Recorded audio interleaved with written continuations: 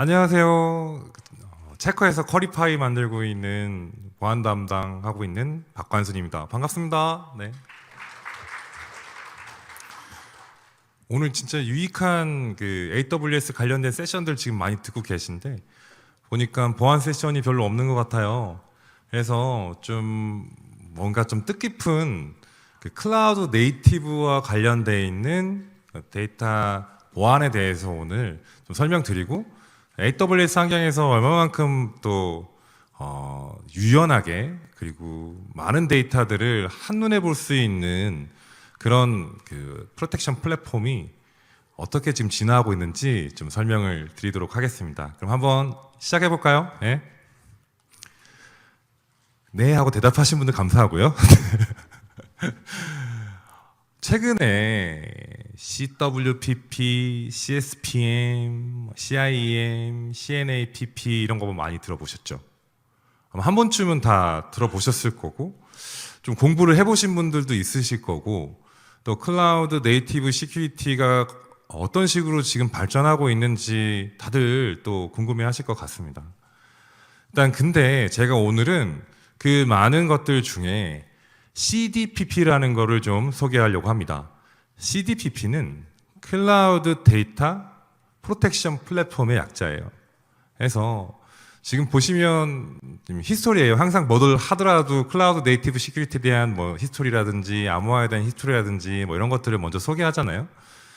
최근에 2021년도 불과 2년 전에 이제 CDPP라는 장르는 시작이 되었습니다.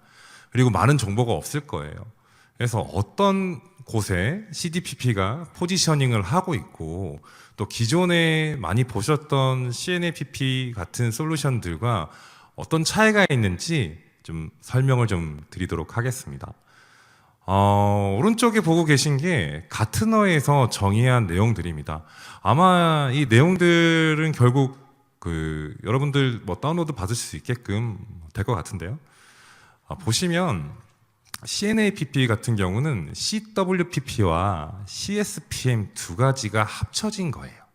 그럼 CWPP가 뭐냐? 클라우드 워크로드 프로텍션 플랫폼입니다. AWS에 올라가는 것들을 전부 다 워크로드라고 하잖아요. 그러면 쉽게 생각하시면 예를 들어 클라우드 상에 AWS 상에 올라가는 K8s에 컨테이너 형태로 올라가 있는 애들도 워크로드고 또 여러분들 뭐 람다라든지 그런 서버리스 그 펑션들도 전부 다 워크로드라고 합니다. 그러면 예를 들어 컨테이너에 올라가 있는 K8s에 올라가 있는 컨테이너에 취약점이 있다면 혹은 우리가 배포하려고 하는 컨테이너 이미지에 취약점이 있다면 이런 것들은 지금 저희가 뭐 ECR에서 스캐닝도 하고 또 그렇지 않으면 다른 추가적인 솔루션들을 이용해서 취약점을 발견하고 제거하는 것들을 할 겁니다. 그게 바로 CWPP고요. CSPM은 클라우드 시큐리티 포스처 매니지먼트라고 합니다. 포스처를 한국말로 좀 변경해서 얘기하면 태세 뭐 이렇게 얘기하는데 저는 이거를 컴피그라고 얘기를 하고 싶습니다. 컴피그라고 하면 AWS IAM의 설정은 어떻게 되어 있는가? 적절하게 되어 있는가? 혹은 우리 S3 버킷에 대한 설정은 적절하게 되어 있는가? 라는 것들에 대한 우리만의 보안 스탠다드 규정이라고 보시면 될 것 같아요. 이거는 각 업체마다 다를 수 있고요. 따르는 컴플라이언스마다 다를 수 있습니다. 이 두 가지를 합해서 이제 CNAPP라고 합니다. 좀 약간 지루하시죠? 일단 제가 설명하고자 하는 거는 CDPP를 설명하고자 사전 설명을 좀 했습니다. 그래서 이러한 정보들은 뭐 여러 가지 웨비나나 세미나 같은 것들이 많이 있으니까 한 번 더 찾아보시고요. 오늘 말씀드릴 내용은 이때까지 CNAPP에서 다루지 못했던 애들, 그게 바로 이제 데이터에 대한 내용을 좀 이야기하려고 합니다. 그래서 CDPP가 클라우드 안에서 꼭 가져야 되는 속성들, 그리고 CDPP가 해줄 수 있는 것이 무엇인지 그런 것들을 좀 설명을 해보도록 하겠습니다. 제일 먼저 제가 같은 내용이지만 밑에 이제 붉은색으로 좀 표시를 해두었어요. 보시면 기존의 레가시 환경에서 온프렘 환경이라고 하면 뭐 오라클이라는 데이터베이스 혹은 MySQL, MS SQL 같은 것들을 보호하기 위해서 DB 접근 제어 솔루션들을 사용하셨을 거라고 생각이 되어집니다. 이것을 클라우드 환경으로 가져왔다고 생각하시면 훨씬 이해가 편하실 거예요.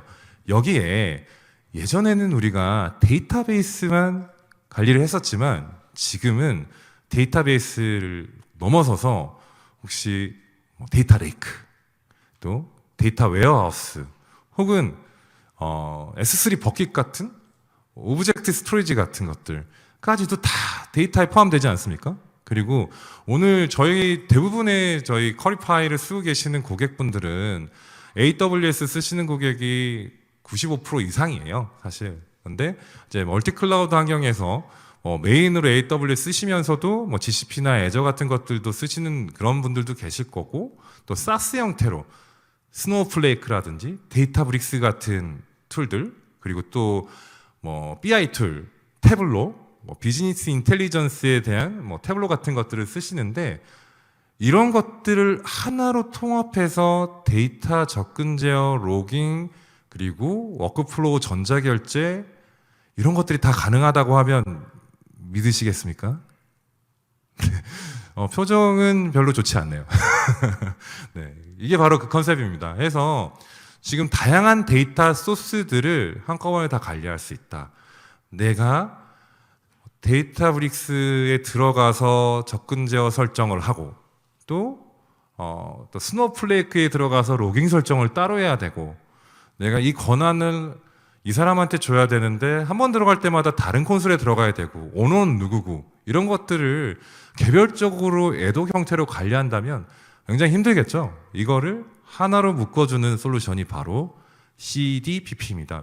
왼쪽에 보시는 것처럼 지금 보시는 프레스토라든지, 또 아래쪽에 노에스QL 같은 것들, 이때까지 현재 시장에서 관리하지 못했었던, 접근 제어를 하지 못하거나 오짓을 하지 못했었던 친구들, 이런 것들을 전부 다 관리할 수 있는 범위 안으로 집어넣는다. 깜짝 놀라셨죠? 네, 그런 걸로 알고 넘어가겠습니다. 클라우드 네이티브 데이터 엔바이러먼트입니다. 지금 다양한 환경에서 접근하세요. 일단 요즘은 이제 대세가 데이터 SQL 툴로 주로 이제 데이터 그립을 많이 사용하는데, 데이터 그립에서도 당연히 돼야 될 거고요. 그리고 또 웹 환경에서 웹 에디터를 제공한다고 하면 훨씬 더 편하겠죠. 기본적으로 그런 툴들을 구매하지 않아도 된다는 큰 장점이 있을 거고요. 또 굉장히 많은 수의 마케터들이라든지 혹은 데이터를 보셔야 되는 분들이 일정 수준의 정해진 패턴의 쿼리를 날린다고 했을 때는 가벼운 그냥 크롬 브라우저나 사파리, 이런 것들을 이용해서 이때까지 했었던 일들을 할 수 있다 그러면 여러 가지 측면에서 코스트를 낮출 수 있을 것이라고 생각이 되어집니다. 또 지금 보시는 것처럼 옥타 같은, 그리고 원로그인 같은 그 IDP들과 연동이 다이렉트로 되기 때문에 그 계정 관리라든지 그룹 관리라든지 권한 관리라든지 하는 것들을 전부 다 디렉토리 서비스에서 당겨올 수 있는 그런 엄청난 장점이 있습니다. 그러면 본격적으로 클라우드 데이터 프로텍션 플랫폼이 꼭 가져야 되는 5가지 요소에 대해서 말씀을 드릴게요. 첫 번째, 멀티 클라우드에서 동기화가 돼야 된다. 자, 그리고 또 데이터 소스를 자동으로 갖고 올 수 있어야 된다. 뒷장에서 좀 더 설명을 하겠지만, 만약에 여러분 데이터가 예를 들어서 데이터베이스가 한 5,000개 있어요. 5,000개까지는 제가 좀 오버해서 말씀드렸지만 한 100개 있다고 치면 누가 오너고, 그리고 이 데이터에 접근을 해야 되는 요소들은 어떤 것들이고, 또 자산을 어떻게 식별해야 되고 하는 그런 어려움에 봉착할 거라 생각이 되어집니다.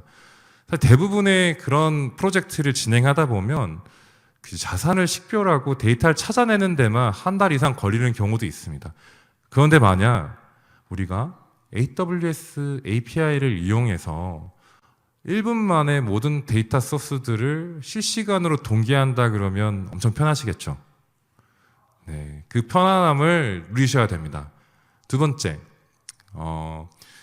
기존에 그룹핑하고 또 그리고 권한을 주고 했었던 것들을 IDP에 있는 것들을 그대로 동기화해서 사용할 수가 있어요. 즉 이제 이렇게 얘기하죠. 소스 오브 트루스라고 얘기합니다. 대부분 그거는 뭐 액티브 디렉토리가 될 수도 있고 옥타 같은 IDP가 되거나 혹은 뭐 MS 애저 AD 같은 것들이 될 수 있을 거라고 생각이 되었습니다.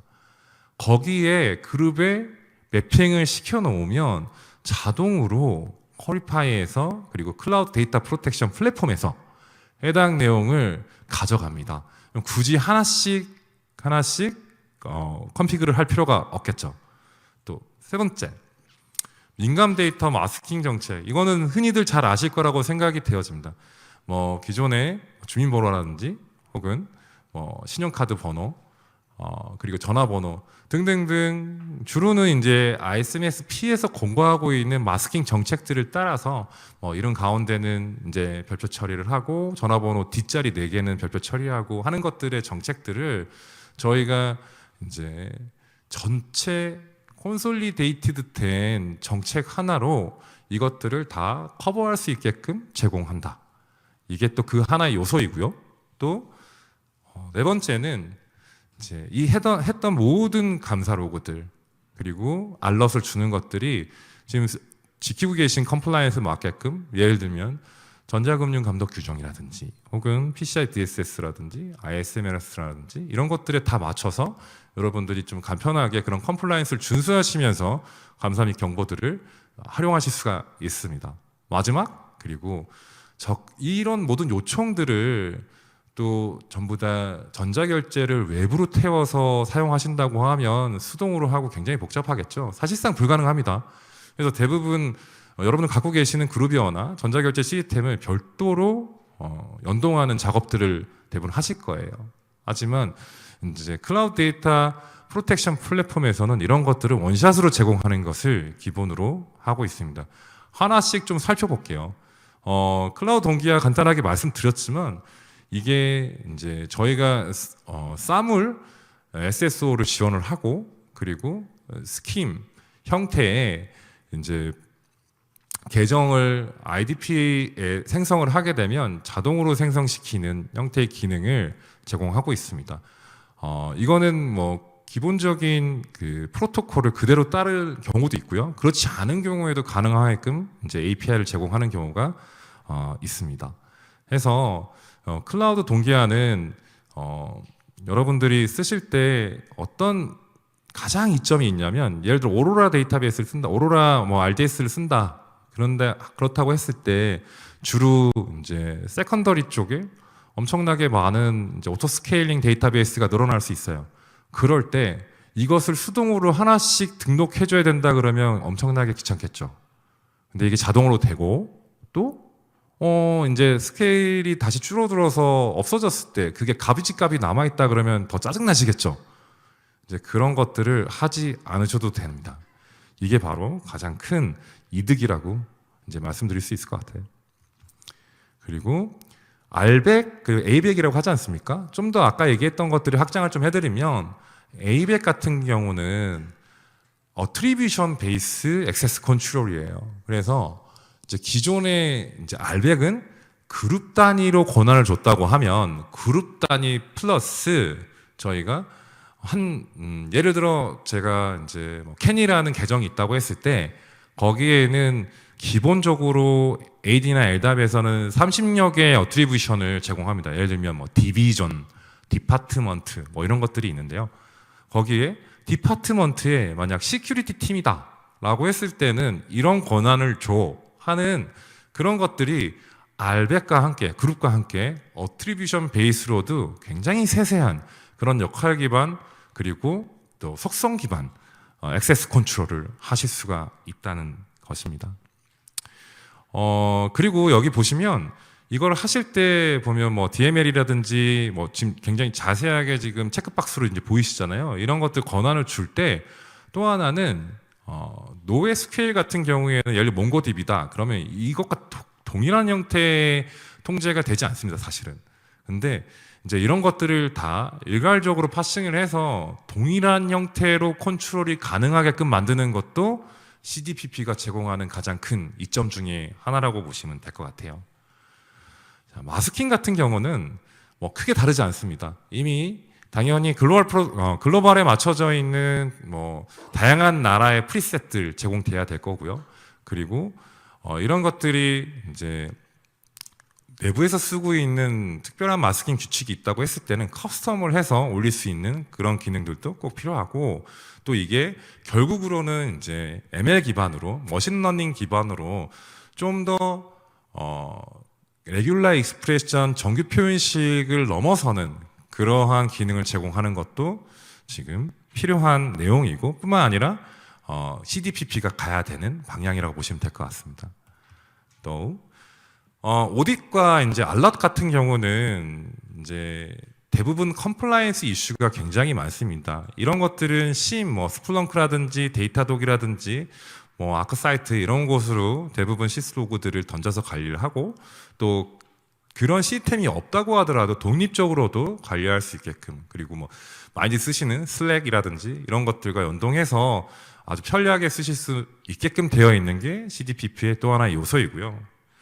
또 마지막으로 5번째는 이제 접근 제어를 위한, 그리고 또 권한을 요청하고 계정을 요청할 때 전자결제를 태우고 승인을 할 수 있는 프로세스가 CDPP 내에 인테그레이션이 되어 있어야 합니다. 특히나 이제 금융권 같은 경우는 제3자의 승인을 받아야 되는 경우가 있어요. 그게 어떤 경우냐면, 이제 들어보셨겠지만 원장 같은 경우, 원장을 뭔가 변경을 했을 경우에는 앞뒤 전후의 스냅샷을 찍게끔 되어 있습니다. 변경사항을 저장하라는 얘기죠.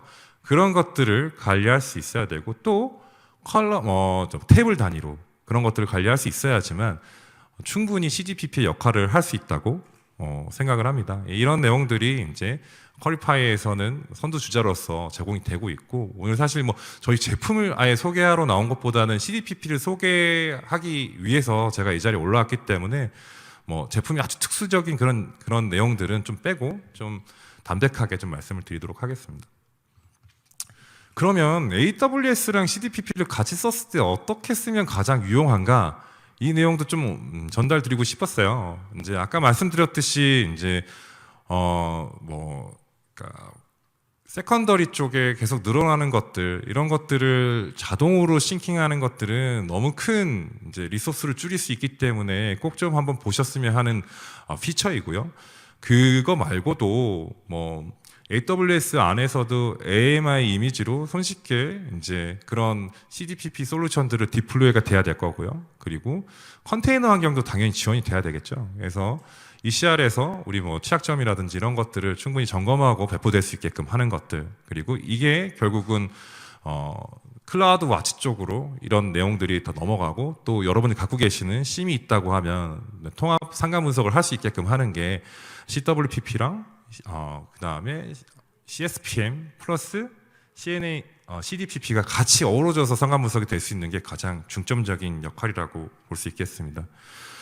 결국은 이것도 컴플라이언스 때문에 하는 경우가 많습니다. 여러분들 지금 대부분은 AWS 쓰시면서 기존의 레가시 환경에서 ISMS를 유지하셨던 것보다는 조금 더 까다롭게 준비를 하고 계실 거라고 생각이 되어집니다.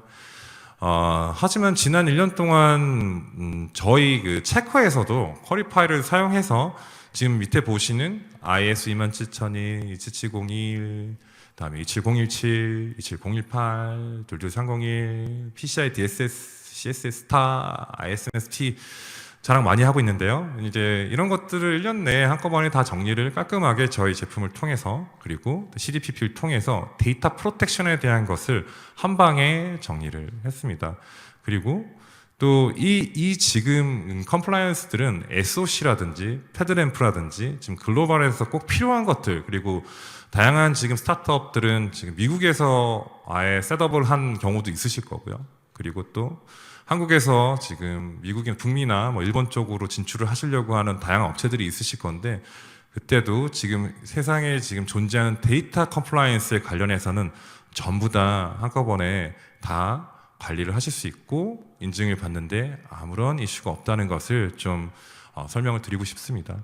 오늘 제가 주어진 시간이 딱 20분밖에 없어서 이제 CDPP라는 그 클라우드 데이터 프로텍션 플랫폼에 대해서 좀 간략하게 이게 이런 게 있구나, 그리고 결국은 이러한 요소를 갖고 있구나 하는 정도의 설명을 좀 드렸어요. 좀 도움이 되셨는지 잘 모르겠습니다. 시간이 아주 짧게도 20분밖에 없어서 지금 딱 끝났는데요. 또 궁금하신 점이 있으시면 밖에 있는 부스에서도 저희 그 엔지니어들께서 설명을 또 해주실 거고, 저 역시도 좀 답변을 드릴 테니까요. 또 필요하시면 언제든지 오셔서 질문해 주시면 감사하겠습니다. 지루하시지 않으셨는지 모르겠어요. 예, 그럼 저는 이만 이것으로 인사를 좀 드리도록 하겠습니다. 체커의 박관순이었습니다. 네.